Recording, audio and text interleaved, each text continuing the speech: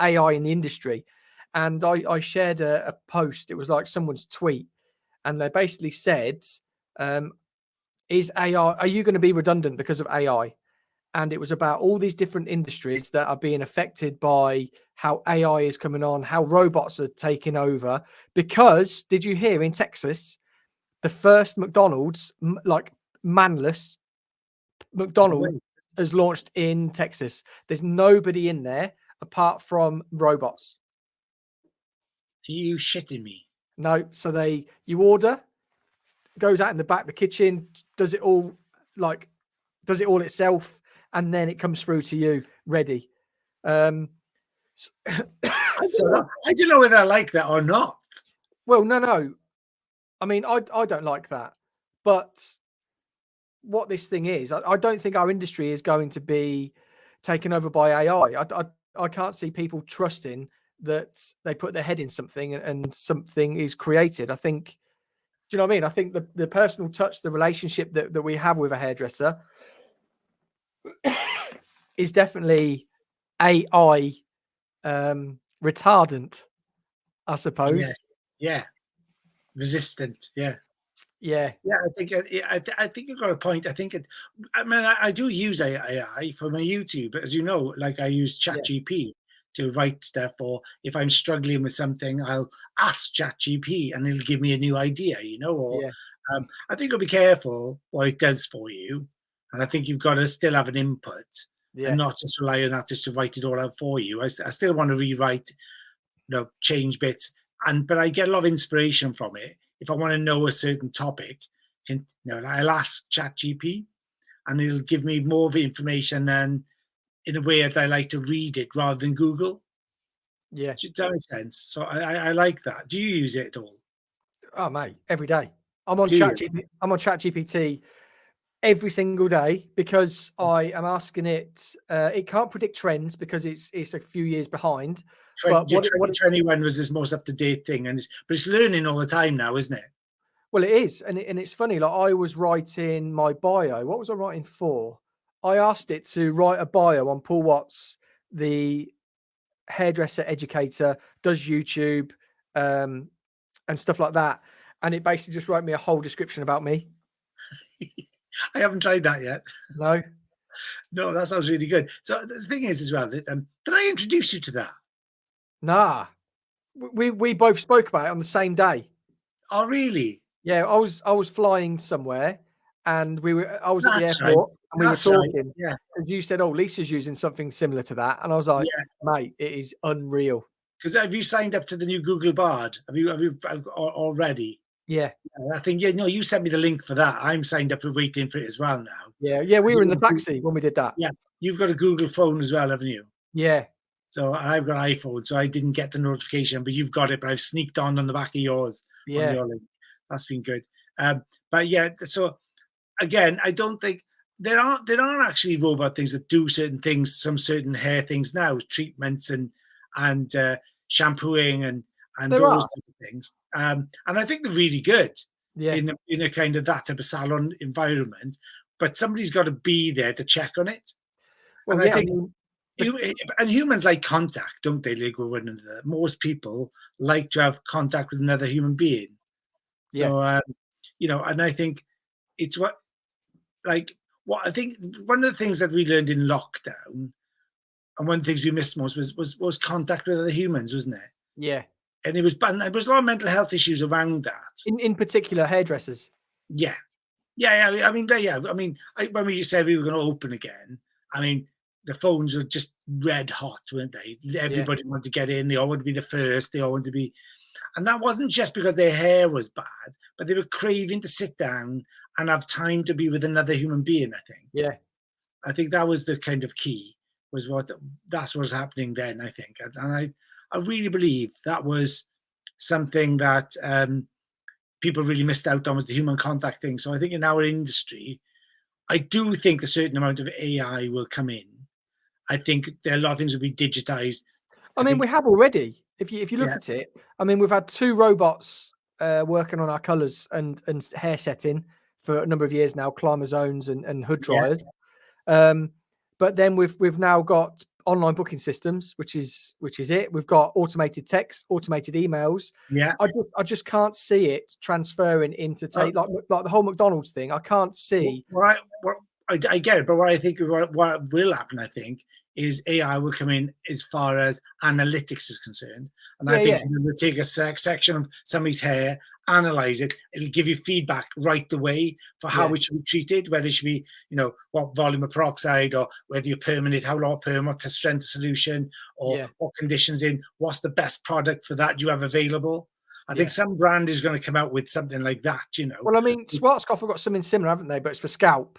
All right, okay, I didn't know that. So it's like a little. So it looks a little bit like this sort of thing, and Like a you put it pen. into the hair, Yeah. and then it looks at the scalp health. So there's stuff like that anyway. But what you just said there, I think it'd be amazing for the Brilliant. I standard. think it'd be that's an addition, isn't it, to us? Yeah, It's for an the standard extra of tool hairdressing. to be more specific. We can be much more what's it, prescribing then, can't we? And also because it's done in such an analytical, scientific way, Yeah. and the information, clients would have a lot more trust in what we were saying, Oh, for sure. Yeah. because it becomes more prescriptive. So I do Well, think yeah. there's a value and I do think that will come within the next 5 or 10 years. That will come. An Yeah. analytics for hair, where people can prescribe. A brand will come up with something. If this your hair cleanse, this got this, and the porosity is this, then this is the product you need to use today. This is the treatment, or this is the home care, or this is what you can do with color, what you can't do with color. You know, Yeah. and those type of things. And then and also for coloring, to looking at the color pigment content, to know what's left, the remaining content, to say, okay, what result do you want? We'll do the calculation for you. I really believe that will come. I mean, we're already doing that as a colorist, but yeah, I mean, we can tell the underlying pigment and everything that's left in the hair. But I know what you mean from a scientific, like, spot on. That if we take a Yeah, bit of hair, and where people at the minute say dentistry, you go to a dentist and they'll send stuff off to a lab to get developed, and then they'll put it yeah, yeah, into practice.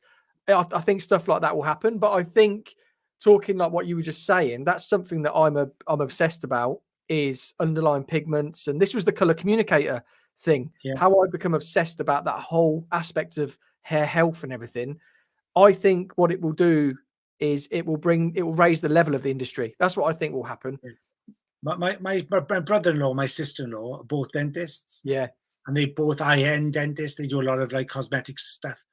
And my brother-in-law and my sister-in-law, they posted stuff online recently where there's somebody guy had a missed tooth, like a whole section of teeth missing. Yeah. And they replaced it with no, like they call them like screwing teeth, like implants. Yep. And the implants were exactly the same shade and as their own teeth. Yeah. They weren't these white veneers, like all white. It actually matched up, and they were like, I was looking at them thinking, that's just perfect. It looks like the original teeth, Yeah. because it matched the color, and like the shape wasn't quite perfect, and so they didn't just like shape one side of their mouth and the sides look unshaped. They made it so that it kind of looked completely natural, and the color. And I think that was all done through AI and technology, and from taking 3D images and colors and all those type of things. And I Yeah. think we'll get a version of that in the not too distant future, I think. But that's the same as me. Then Yeah. I knocked them out in football. Seriously, Yeah, they're not mine. aren't they? Uh-uh. Yeah, And they gave you them. My God. I know. Yeah. So yeah. But So I I know think what you mean. They yeah. don't look fake. No. They're like a little bit irregular and that sort of thing. The color matches. Yeah. I haven't got two, I like, didn't know. Like, I've known you for a few years, and I didn't know that. no. That's bonkers. Yeah. So I had that done when I was like 13, 14. That's crazy. Yeah. Wow. Okay. I would But never yeah, told that. Never seen that. But the no. AI, I think, and I do think AI in the industry is going to become valuable, but I don't think it's going to take over somebody's job. I think it's going to add another string to your bow. It Definitely. I gives you more think that the power, more standard of strength. hairdressing will improve because of it. And that's only a good thing. So What does everybody else think on Facebook land and on YouTube land? Anybody commenting on that? No, but once this video has gone live, you can always comment again. So we'd love to see the comments afterwards as well.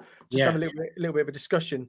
If AI, if you're not even a hairdresser, if you're watching as a client or something, do you think AI will take over your sort of industry? Because I really, and I don't want to put this, I don't want to put them out of a job, but I think the next industry that has to be very worried about AI is tattooing. yeah, I just yeah, think yeah, the way that things can draw, like 3D printing and all this sort of thing, I think we do like people doing it and we like their own artistic flair, but a lot of people do just take a picture and say, look, I want that. And I think if you could input a picture into a machine, you put your arm in there and it gives you that.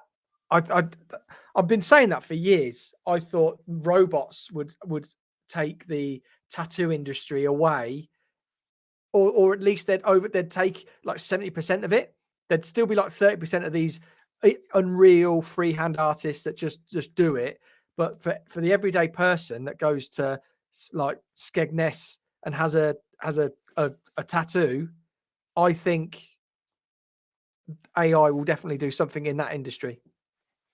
yeah. I think you're probably right. Actually, I think that is that.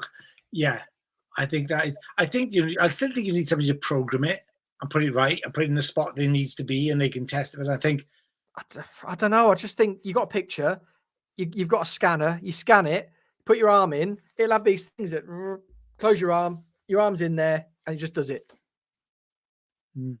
possibly. I mean, I'm not saying it will, but I'm saying it seems like a very simple thing Let me to be just able to. brand you.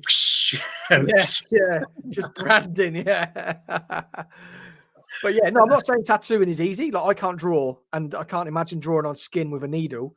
No. But what I'm saying is that making something there still, and a robot coming in and doing it at hyper speed Yeah. would Would it it be? would Would it feel worse at hyperspeed though? So, because the tattoo artists are all about kind of like it's a bit like us, really, isn't it? Like when you yeah, kind of blend in and kind of doing those type of things.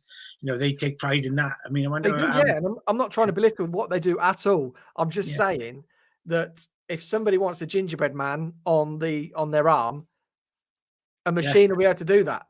yeah. I get that. Yeah, I But get it. I yeah, know. I think you're right. Yeah, definitely. But I don't know. They'll have to find other technologies to actually do it with other needles or multiple needles at the same time. Maybe. Imagine the pain though. Pain will oh, be. I know. And also like the depth of the needle and stuff, it'd Yeah, have to have loads of sensors on it to yeah, absolutely, 100%. Yeah, judge skin and everything, yeah. But it could just be a needle going in and yeah, I mean, I wouldn't use it. I'd still go to a tattooist, yeah, but I'm just yeah. saying.